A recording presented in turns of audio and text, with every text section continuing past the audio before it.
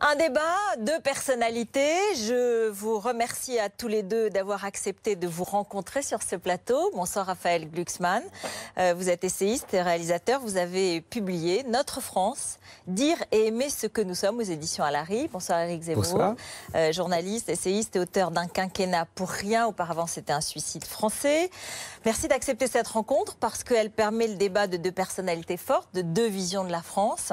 L'un qu'on appelle, l'une, je dirais qu'on appelle décliniste, vous direz-vous, Éric Zemmour, lucide peut-être, et l'autre qui veut une histoire nationale positive, humaniste, et certains la qualifieront de naïve ou d'angélique. Les deux, vous utilisez le mot nation, vous utilisez le mot cosmopolitisme, mais dans deux versions différentes. L'un pour en retrouver les racines, peut-être pour se refermer, et l'autre qui veut que l'universalisme et des valeurs françaises ne meurent pas avec les crises majeures que nous vivons. Est-ce que ce sera possible? C'est pour cela que je vous ai invité à vous rencontrer et je vous en remercie. Alors d'abord, évidemment, l'actualité, elle est très forte et cette élection de Donald Trump, elle est aussi un phénomène mondial qui nous touche. Peut-être d'abord, votre réaction, surprise, pas surprise, Raphaël Glucksmann? C'est pas vraiment une surprise puisque ça s'inscrit dans une crise durable des sociétés occidentales. On a pu être surpris parce que les sondages n'annonçaient pas la victoire de Trump. Mais quand on regarde les derniers scrutins, il y a une crise profonde des sociétés occidentales et chaque scrutin la confirme. Il y a une crise sociale, une crise politique, mais aussi une crise identitaire, oui, une crise identitaire. Et il y a des élites qui ne savent pas comment répondre à cette crise, qui ne savent pas reformuler un projet qui donnerait du sens aux sociétés dans lesquelles nous vivons, qui unirait le peuple. Et donc, chaque élection se transforme en coup de massue. Et moi, je suis d'autant moins surpris que ça fait 3 ans que j'ai écrit un livre qui essayait d'alerter ces élites-là en disant vous êtes adressé aux jeunes générations. Et j'avais même fait un texte dans ce livre qui disait que Marine Le Pen, qui imaginait Marine Le Pen prenant le pouvoir en 2017. Et mes amis, à ce moment-là, s'étaient foutus de ma gueule, pour parler crûment, en disant mais enfin, ok, tu fais du catastrophisme, c'est impossible, c'est impossible. Le fait est qu'à chaque fois, ils pensent que c'est impossible et à chaque fois, ça se produit. Donc ça veut dire qu'à un moment, il faut interroger cette crise, qui est plus qu'une crise sociale, une crise identitaire. Et donc, sur le diagnostic, vous allez être d'accord, Éric Zemmour? Moi, sur la crise. J'aime bien quand tout le monde maintenant va dire qu'il l'avait prévu. Non. Non, mais je dis pas vous spécialement, je dis tout le monde en général, parce que ça va être amusant. Tout le monde va dire, mais oui... Les sondages étaient plus serrés que ce qu'on en a dit. En vérité, ils étaient serrés. Évidemment, donc évidemment. on ne peut pas dire que les sondages C'est les n'avancent pas. interprètes des sondeurs qui ont essayé de manipuler les Américains. Parce qu'il y a eu une tentative de... qu'il ne faut pas se leurrer. Il y a eu une intox incroyable depuis des mois pour dire que Hillary Clinton allait écraser Donald Trump et qu'il avait 90% des chances de perdre. Je vous assure, regardez les sondeurs, les médias, les derniers sondages donnaient 45-47, 43-45. Je ne vous dis pas ça, je vous dis pas ça, Ruth. Vous savez bien, je dis les interprètes. D'accord. Bon. Alors, maintenant, donc vous n'étiez pas surpris? Non, ça fait, moi, depuis le début de la primaire, je dis, puisque je fais ma chronique sur RTL, j'ai dit aux gens d'RTL, il va aller au bout, il va peut-être pas gagner, mais il va aller au bout, il a les thèmes exactement, il parle exactement comme les peuples occidentaux veulent entendre qu'on leur parle. J'ai passé l'été à lire les 2 grands livres de Samuel Huntington, Qui sommes-nous et le clash des civilisations, Qui sommes-nous étant d'ailleurs peut-être encore meilleur que le clash des civilisations, et je vous assure, j'ai eu ça en mois de juillet-août, je vous assure que la campagne de Trump, que j'ai découvert donc à la rentrée, c'est la déclinaison idéologique et électorale des thèses de Samuel Huntington. Avec cette spécificité quand même de Donald Trump qui devrait vous questionner aussi, qui est que c'est un milliardaire qui est finalement la quintessence de cette dégénérescence, de cette décadence que vous dénoncez, puisque c'est la télé-réalité, c'est le cul, c'est l'argent débridé et le projet et l'homme qui se vante de ne pas payer d'impôts. Donc il y a là un paradoxe, mais il porte... Il y a toujours des paradoxes. Marx était un bourgeois, vous savez bien. Ce ne sont jamais les gens qui sont avilis, qui sont martyrisés, parce que je pense que là, aujourd'hui, le peuple américain s'est révolté contre une action terrible qui leur est faite depuis des décennies, comme au peuple français. Quand Raphaël dit « il n'y a pas d'élite qui peut porter un nouveau projet », j'entends bien, c'est le discours traditionnel, mais vous vous trompez, Raphaël. Il y a un projet. Il y a un projet des élites qu'ils ont mis en œuvre depuis 30 ans. C'est se débarrasser des peuples. C'est se débarrasser des peuples indigènes au profit d'une alliance. Ça n'est pas le peuple. Exactement, le remplacement par les populations du Sud. C'est ça le projet des élites. Et c'est contre ce projet-là que les peuples américains s'est révolté. Il y a une angoisse identitaire. Parce que oui, il y a eu un vote identitaire. Cette fois-ci, c'est un vote identitaire. Quand même. Non, mais parce que j'entends les commentateurs qui veulent résumer ça à une révolte sociale. C'est pas qu'une révolte sociale, puisque les revenus les plus bas, finalement, puisqu'ils sont principalement constitués par des Noirs et par des Hispaniques, ont voté Hillary Clinton. C'est le malaise de l'homme blanc. C'est le malaise de l'homme blanc qui s'est exprimé Sachant que les femmes blanches ont aussi voté pour Donald Trump, et vous, l'antiféministe, vous devez vous en réjouir. Laissez-moi répondre. Par contre, ce que vous expliquez, c'est qu'il y a un projet de grand remplacement. Eh bien, ce projet-là n'est confirmé par absolument aucun fait. Qu'il y ait des gens, que les théories du grand remplacement fassent florès, que la crise identitaire et l'incapacité des élites à dire pourquoi nous faisons un peuple entraîne ce genre de succès des théories du grand remplacement. Le fait est qu'Éric Zemmour, il n'y a pas de grand remplacement. Il n'y a pas de grand remplacement. Il n'y a que ça. Mais non, il n'y a pas de grand remplacement. Il n'y a que ça. Moi, je vais vous emmener, je vais vous dire, les 7 millions, j'en ai assez de cette discussion sur le grand remplacement d'enfants étrangers en France. On parle des États-Unis d'abord, s'il vous plaît. On parle des États-Unis. Alors, c'est très simple. On parle des États-Unis, on parle des États-Unis. Alors voilà. C'est le même sujet. C'est exactement le même sujet. Je m'en doutais. C'est exactement le même. Qu'est-ce qui se passe aux États-Unis? Qu'est-ce qui se passe? Je disais que j'avais lu Huntington cet été. Qu'est-ce qui se passe? Aux États-Unis, vous avez un peuple dans le peuple. Un peuple mexicain, latino, qui parle espagnol, qui a ses télés, qui a sa langue, qui impose sa langue, qui a ses écoles, et ne veut plus s'assimiler au peuple américain anglo-saxon, qui n'accepte plus l'héritage anglo-saxon. Et c'est contre ça qu'il se révolte. Et c'est contre une immigration permanente, folle. En fait, qu'est-ce que c'est je finis. Qu'est-ce que c'est l'immigration mexicaine? C'est la revanche sur les gringos. Les gringos leur ont piqué la moitié de leur pays avec la Californie, le Texas, etc. Ils se vengent aujourd'hui par la démographie. Nous avons le même sujet aujourd'hui. Vous y voyez, j'imagine, la comparaison avec la colonisation et l'Algérie. C'est évident. Mais alors, réponse, Raphaël Glucksmann. Vous passez votre temps à essentialiser les choses. C'est-à-dire que, pour vous, les Mexicains veulent prendre leur revanche et les élites ont le projet de laisser les Mexicains prendre leur revanche. C'est ça. Donc, le projet de l'élite américaine, c'était en gros de se laisser voler une partie de leur pays par l'immigration mexicaine. Oui. Oui. Je vais vous dire c'est un projet conscient. Oui. C'est un projet conscient. Je peux vous répondre? Répondez-moi, parce que pour moi... Non, je vais vous expliquer, parce que pour moi... D'abord, je vais vous expliquer ma question. Et vous me laissez pas répondre. Je vais vous expliquer ma question, parce que le fait est que les chiffres de ce grand remplacement ne sont pas confirmés. On a dit qu'on parle des États-Unis d'abord, on parlera de grand remplacement en France après. Alors... moi j'écoute Ruth. Oui. Alors... Ah mais parce que je peux répondre. Oui, alors vous allez répondre et ensuite on va passer... C'est une question fondamentale, il a raison de la poser. Allez-y. Bon.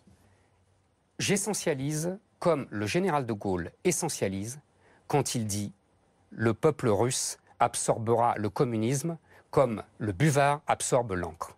Quand le général de Gaulle dit ça, ça veut dire qu'il y a des nations éternelles, qu'il y a des peuples, et que, au-delà des idéologies, au-delà de l'histoire, ils sont éternels. Alors oui, j'essentialise comme ça.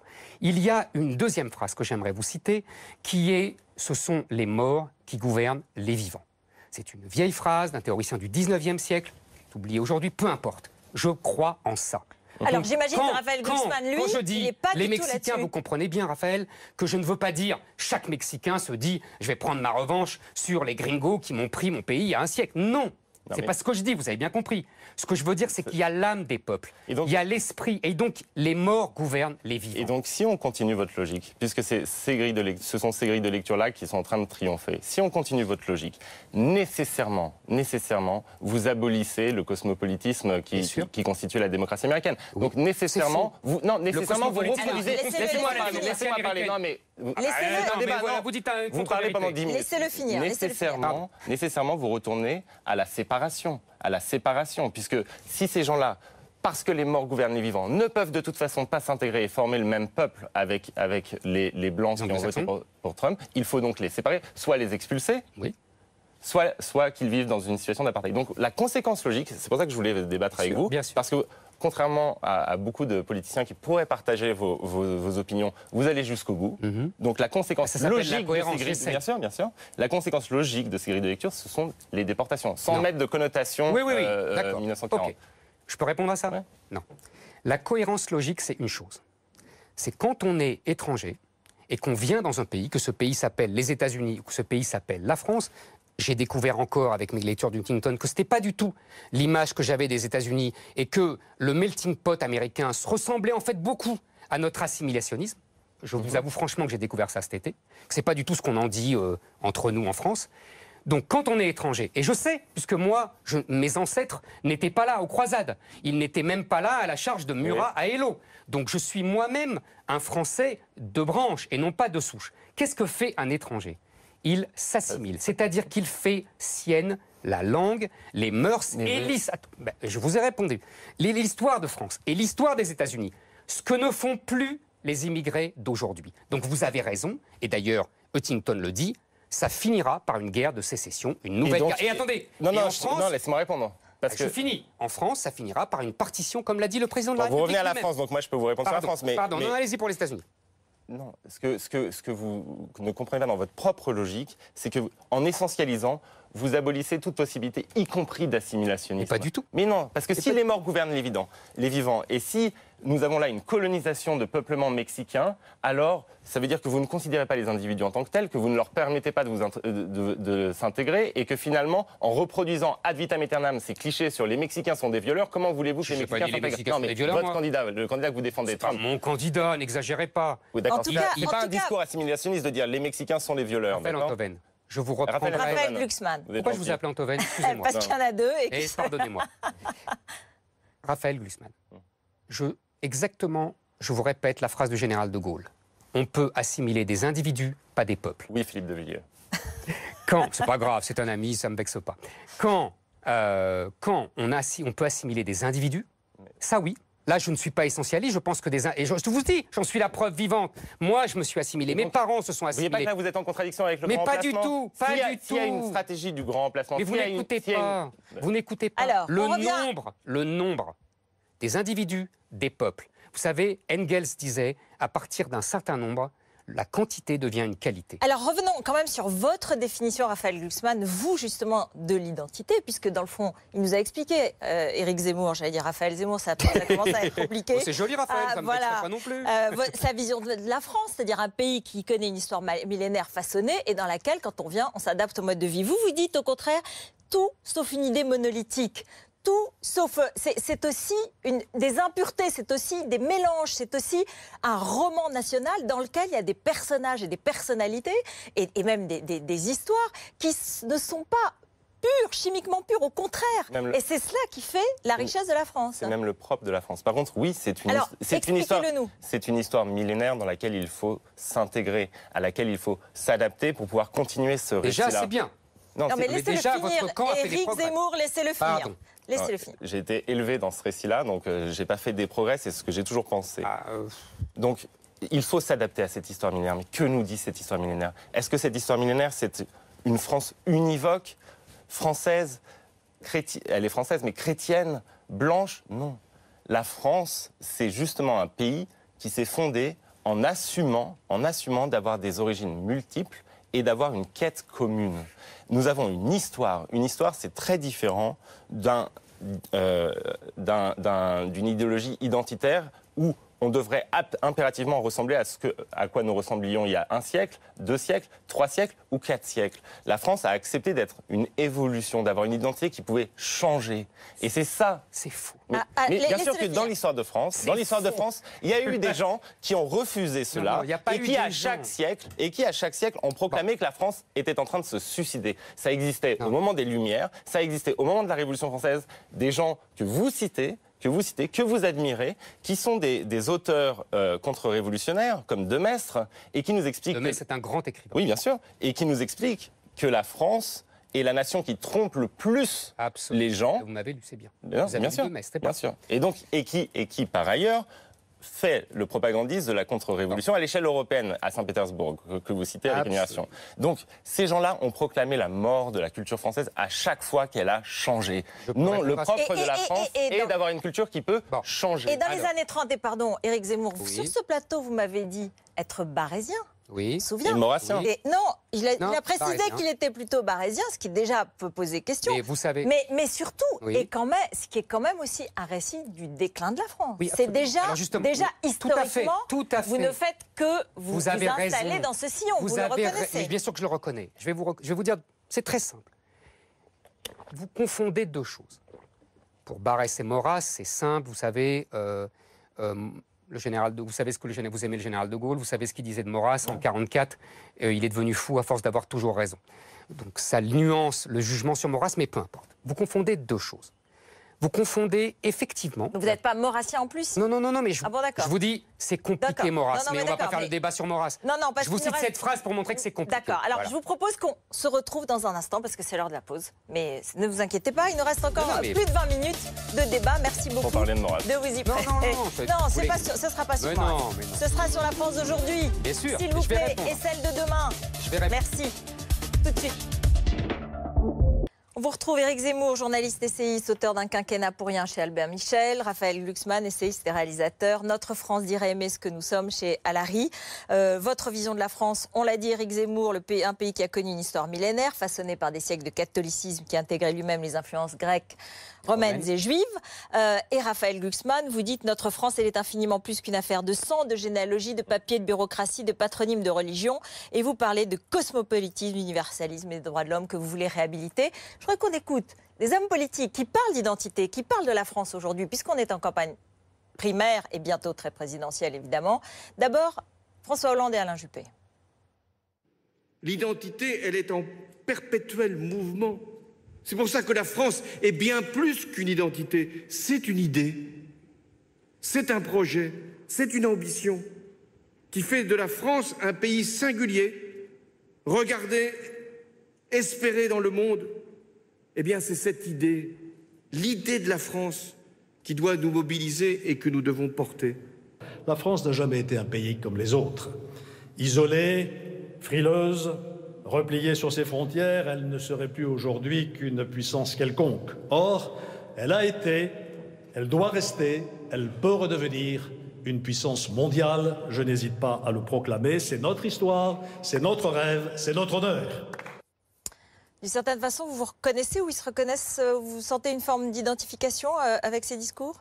Je pense qu'effectivement, une identité est une chose qui évolue, qui change, et que la France a été guidée par des principes et des idéaux qui donc ont transformé son identité. Maintenant, ce qui est le problème, c'est que cette vision-là de l'identité, il faut savoir la décliner en récit, et c'est tout ce qui a manqué au quinquennat qui vient de s'écouler. Éric Zemmour. Écoutez, cette idée d'évolution, d'identité qui évolue, c'est l'idée à la mode en ce moment. On voit bien que toutes les... Non, les idées à la mode, ce sont les vôtres. Non, attendez, vous ne confondez pas les idées qui sont majoritaires dans le pays et les idées qui sont à la mode dans l'idéologie dominante, dominée par les médias et par la classe politique. Ce n'est pas la même chose. Vous êtes le représentant de la classe dominante. Vous êtes reçu partout. D'où me parlez-vous? Non, mais écoutez, je vous ai laissé parler, vous me répondrez. Vous êtes le représentant de la classe dominante. Vous avez d'ailleurs des parrains très glorieux, comme Bernard-Henri Lévy, etc. Ce sont des gens qui font l'idéologie dominante depuis 30 ans, et vous poursuivez leur discours. Moi, effectivement... J'ai mon discours. Non, mais c'est le leur. Il va vous répondre. Vous l'avez attaqué, il va vous répondre. Non, mais cette manière de catégoriser, vous auriez pu ajouter bobo, parce que c'est quand même, utile.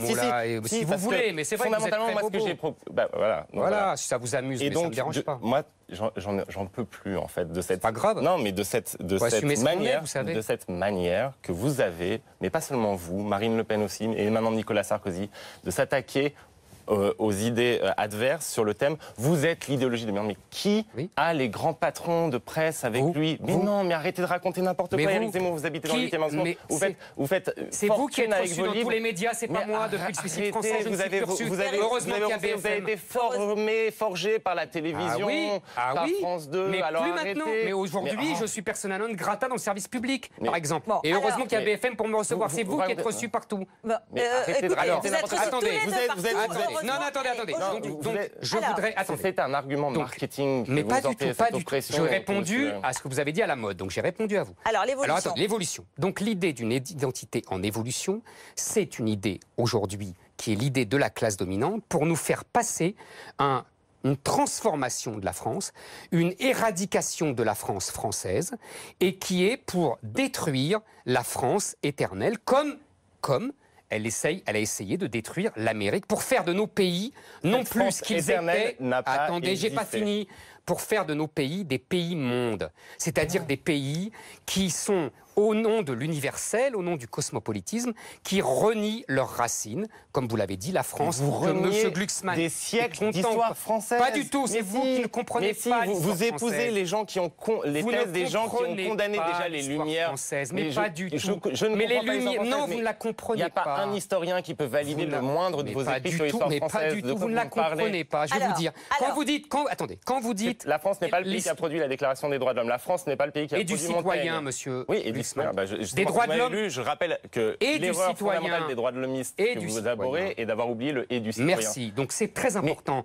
C'est pas la même chose. Et à l'époque, il faut bien comprendre, l'universalisme français, c'est un impérialisme. C'est-à-dire qu'à l'époque, nous sommes la puissance la plus importante démographiquement, militairement. La France n'a pas produit Montaigne, la France n'a pas produit Michel de l'Hospital. Quel rapport? Mais vous comprenez, l'universalisme français, l'universalisme de la Révolution, l'universalisme de Victor Hugo, c'est un universalisme de conquête. C'est parce qu'il pense que la France va dominer toute l'Europe et qu'elle doit imposer ses idées. Alors maintenant, je voudrais revenir à l'évolution de l'identité. Alors allez-y, parce que ça fait un moment que vous le c'est très simple. Je vais vous dire le point final de cette discussion sur l'évolution. Qu'est-ce qu'on nous prépare?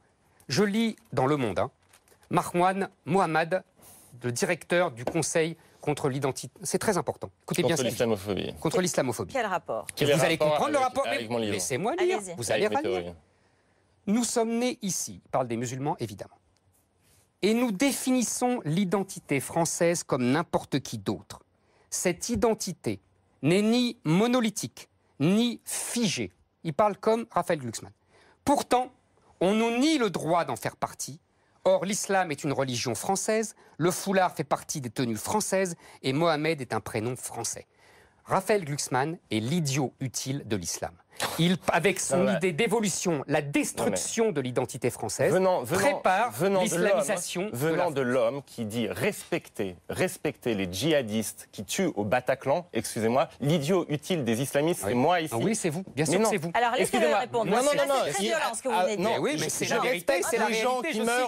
Je respecte les gens qui meurent pour ce en quoi ils croient. On parle des djihadistes qui ont tué au Bataclan. En général. Ce dont nous ne sommes plus capables. La question était sur les djihadistes. Oui. Donc, mais je parle en général de ceux qui meurent pour leurs idées. Vous savez pourquoi le pire avec vous, c'est que je n'ai même pas été surpris en lisant cette phrase. Et moi, d'ailleurs, je suis contre que vous intentez un procès pour cette phrase. Vous avez le droit de penser ce que vous pensez, de l'exprimer. Mais je n'ai pas été surpris. Pourquoi? Parce que fondamentalement, c'est vrai ce qui est dit là. Vous le pensez, vous respectez les gens qui ont ce rapport-là à l'identité. Vous avez le même rapport à l'identité qu'eux, et vous avez le même rapport à l'identité que les islamistes. Vous figez les choses dans le marbre, vous voulez absolument que les choses ne changent jamais. Monsieur Glucksmann, l'identité des peuples. On respecte les adversaires pour mieux les battre. C'est l'éternité de la loi de la guerre. Les identités. C'est quand même simple. L'identité d'un peuple, comme l'identité d'un individu, ça évolue, ça change. Et quand vous analysez les évolutions, vous êtes l'idiot utile de Marwan Mohammad. Mais oui, vous lui faites son lit, il répète ce que vous dites.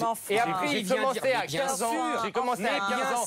J'ai commencé à 15 ans à manifester contre les islamistes. Mais ça a tout à voir. L'apologie. Ça a tout à voir. Il parle comme vous. Mais non, mais il parle comme vous. Vous citez. Alors, je vais vous expliquer. Je vais vous expliquer pourquoi ça ne m'a pas surpris quand vous avez fait cette phrase sur le respect que vous éprouvez pour les djihadistes. Vous citez. Je respecte l'adversaire pour mieux la combattre. C'est tout simple. Non. C'est tout simple. Non, c'est pas ça que vous avez dit. Vous avez dit, je respecte les gens qui sont prêts à mourir pour leurs idées. De toute façon, vous n'êtes pas un procureur. On va la réécouter. Je vous dis que c'est ça que j'ai dit. Moi, je suis. On va la réécouter. Mais vous pouvez pas l'écouter. Si. Des gens qui meurent pour leur foi, on va en parler, mais des gens qui meurent pour leur foi, en soi, on devrait plutôt être admiratif plutôt que méprisant. Vous voyez ? je répondais à cette question qui est, est-ce qu'ils sont fous? Est-ce qu'ils sont psychiatriques? Est-ce qu'ils sont débiles? Je disais non, ils meurent pour leur foi. C'est tout, et donc c'est respectable. Et donc, on doit les respecter pour prendre on doit considération pas des gens qui tuent des mômes qui vont... Je ne respecte pas ce qu'ils font, je respecte qu'ils meurent, eux. C'est pas la même chose. Pour mieux les combattre, c'est tout. Très bien. Voilà. Vous n'allez pas faire l'émission. Le fait est que ce n'est pas. Je sais que vous êtes embêté parce que je démontre, mais bon. Le fait est que ce n'est pas étonnant. Pourquoi ce n'est pas étonnant? Mais vous avez dérivé. Vous avez dévié. Il va être content que vous les associez à ceux qui tuent au Bataclan. C'est pas étonnant que vous déclariez des choses comme celle-ci. Vous répondez pas à ce que je dis. Laissez-le parler. Non, parce que dans votre livre, vous avez un long passage, et c'est pas la première fois, déjà le long passage avant, sur Carl Schmitt. Vous citez Carl Schmitt. Pourquoi vous citez Carl Schmitt? Et pourquoi c'est intéressant pour notre débat? Parce que Carl Schmitt a votre définition de l'identité et a votre définition, votre rapport à la politique. Et Carl Schmitt, qui était le théoricien du Troisième Reich, et qui ensuite... pas le théoricien.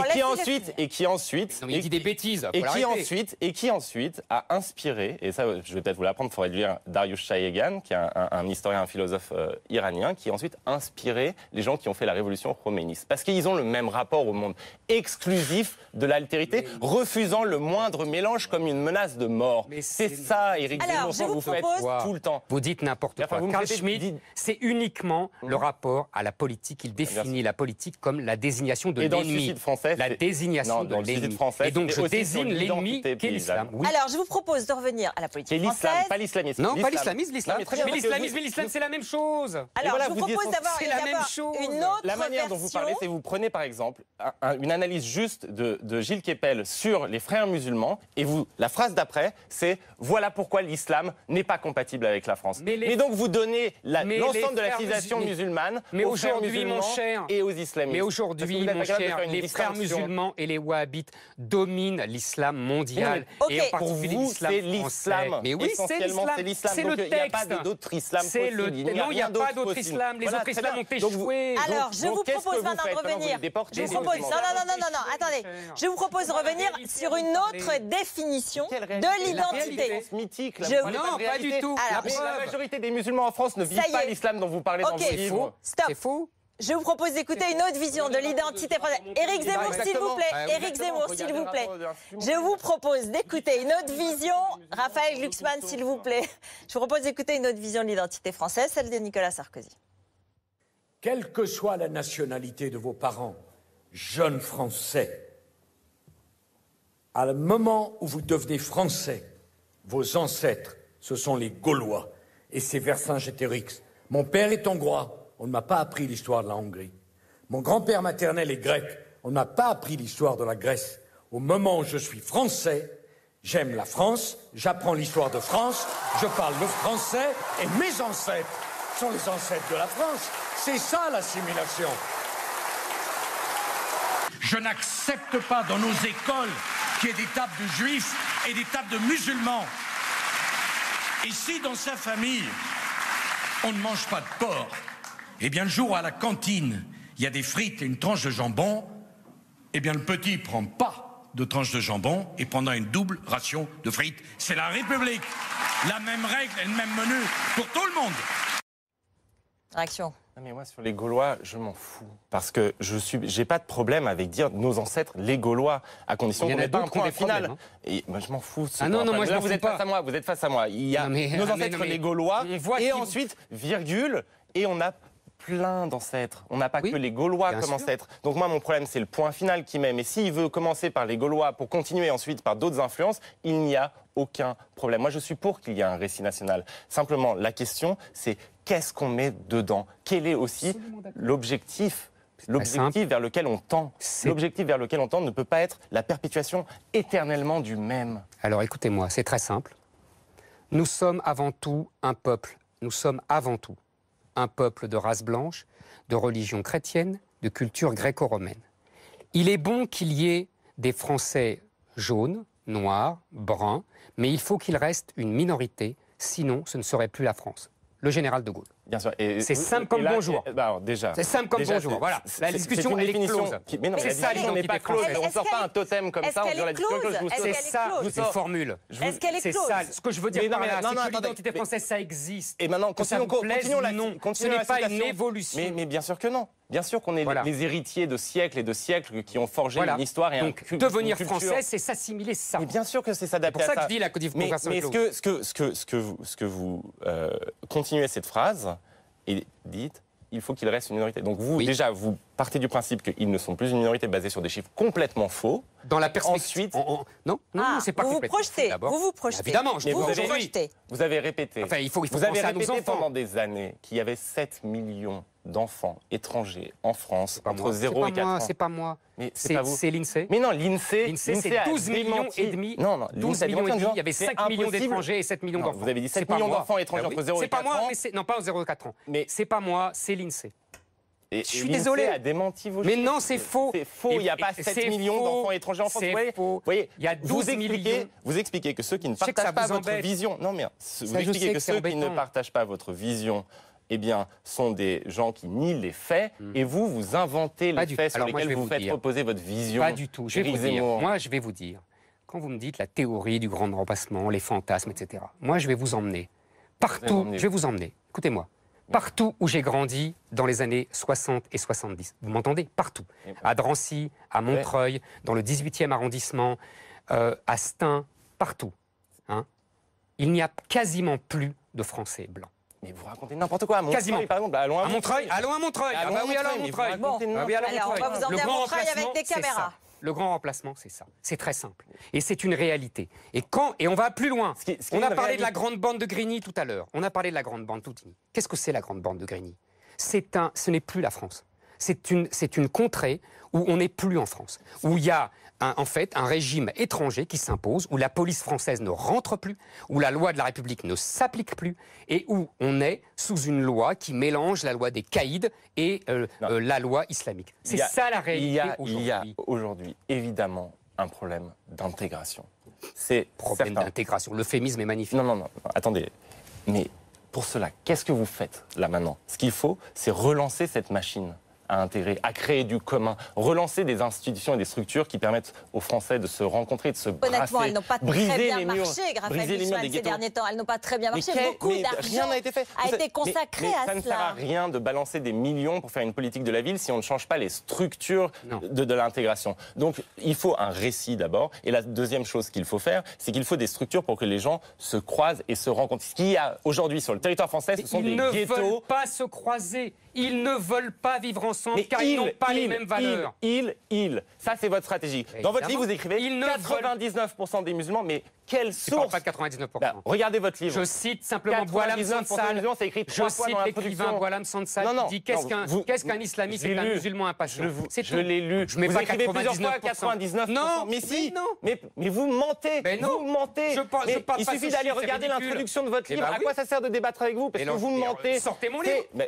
Vous l'avez? Alors, non, sortez-le. Bien sûr, je vais vous le sortir. Alors là, mais je l'ai pas avec moi. Mais 99%, tout le monde peut constater 99% dans l'introduction de votre livre, Un quinquennat pour rien, 99% des musulmans. Mais vous mentez. Vous avez la même logique. Vous avez la même logique. Vous avez la même logique que les partisans du Brexit. Facts don't matter. Les faits n'ont aucune importance. Non, ça c'est Rousseau. On baratine, on flatte les peurs. On est des marketeurs de la haine. Laissons tomber les faits. Alors, revenons maintenant à ce qui s'est passé depuis 2 ans en France. On a le 13 novembre, c'est dimanche, et ça fera 1 an, et je dis 2 ans parce que c'est 1 an et demi, évidemment, c'est depuis Charlie, mais il y a eu Mohamed Merah, il y a eu Charlie, Hyper Cacher, les terrasses, le 14 juillet à Nice. Ce sont des moments extrêmement traumatiques, ce sont des moments d'immense violence, ce sont des moments qui marquent une société. Et comment va la France aujourd'hui? On est à 1 an, ce sera dimanche. On rendra hommage aux victimes, d'abord, et c'est à elles qu'il faut penser. Et je pense que tous ensemble sur ce plateau, on le fait. Est-ce que le pays peut s'en relever? Est-ce que le pays rentre, comme vous l'avez dit, dans une forme de guerre civile? Je ne crois pas. Je vois bien aujourd'hui qu'on parle plutôt de résilience. Quel est votre avis, Raphaël Glucksmann? L'onde de choc est immense et la guerre n'est pas finie. Donc, le pays va mal. Et c'est pas parce que les gens ne font pas de manifestations qu'ils n'y pensent pas. Ils ont peur et la peur est légitime. Le pays va mal aussi parce que on n'a pas senti ensuite un discours qui donnait, de la part des plus hautes autorités de l'État, qui donnait du sens à ce que voulait dire cette République qui était attaquée et cette France qui était attaquée. Et donc, il faut impérativement, quand on est dans une société qui est à ce point ébranlée, eh bien, passer des mots aux faits. Et le problème, c'est que quand on a un Premier ministre, par exemple, qui déclare que la France est devenue une constellation de ghettos, ce qui est le résultat de la crise que nous traversons, qui est identitaire, sociale, politique. Il faut ensuite avoir une politique pour abattre ces murs. Et le problème, c'est que ces murs n'ont toujours pas été abattus et qu'il y a toujours des ghettos. Bon, écoutez, la France est le pays des guerres civiles. Depuis 1000 ans, la France est en guerre civile. Il y a eu la guerre civile des catholiques contre les protestants. Avant, il y avait même eu les Bourguignons qui étaient avec les Anglais contre les Armagnacs, en temps de Jeanne d'Arc.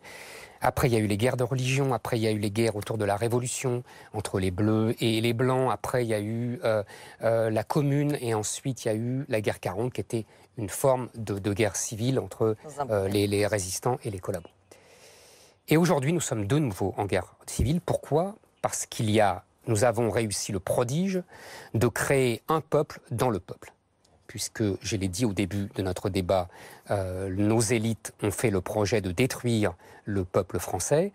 Ils ont créé un autre peuple qui est venu s'incruster dans le peuple français. Je vous ai laissé parler. Donc, il y a deux peuples qui s'affrontent, qui ne veulent pas vivre ensemble. Il faut lire les livres de Guy Louis qui sont admirables là-dessus et qui expliquent bien comment les Français de souche se sont retirés, avec les immigrés d'ailleurs d'origine européenne, qui sont retirés dans le périphérique, dans la France périphérique, et qui ont laissé la banlieue aux populations arabo-musulmanes. On voit bien, il y a deux peuples qui sont là. La violence... Il décrit aussi qu'un certain nombre d'habitants de ces quartiers... y compris arabo-musulmans, ont quitté ces quartiers face à de nouvelles vagues d'immigration africaine ou d'autres. Donc c'est plus compliqué. Vous avez tout à fait raison. Mais il y a évidemment des Maghrébins qui veulent s'assimiler à la France. C'est ce que je disais tout à l'heure. Le nombre, c'est le nombre qui détermine tout.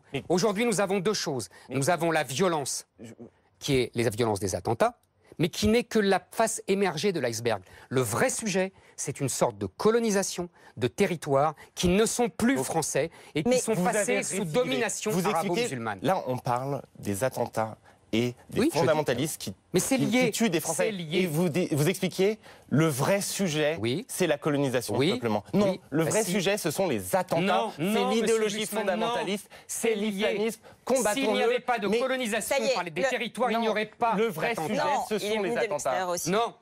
Merci beaucoup. Oui, c'est normal, vous voyez jamais les causes. Vous courez toujours après les conséquences. Vous êtes dans l'essentialisation permanente et vous expliquez qu'en fait, en gros, Daesh représente les musulmans. Mais c'est la réalité qui est c'est pas la réalité. C'est dommage pour vous, mais c'est merci à tous les deux. Merci beaucoup. Je vous rappelle donc le titre. Un quinquennat pour rien, Éric Zemmour et Notre France de Raphaël Glucksmann. Merci beaucoup à tous les deux d'être venus dire aimer ce que nous sommes. C'est le 20h 2017 d'Alain Marchal.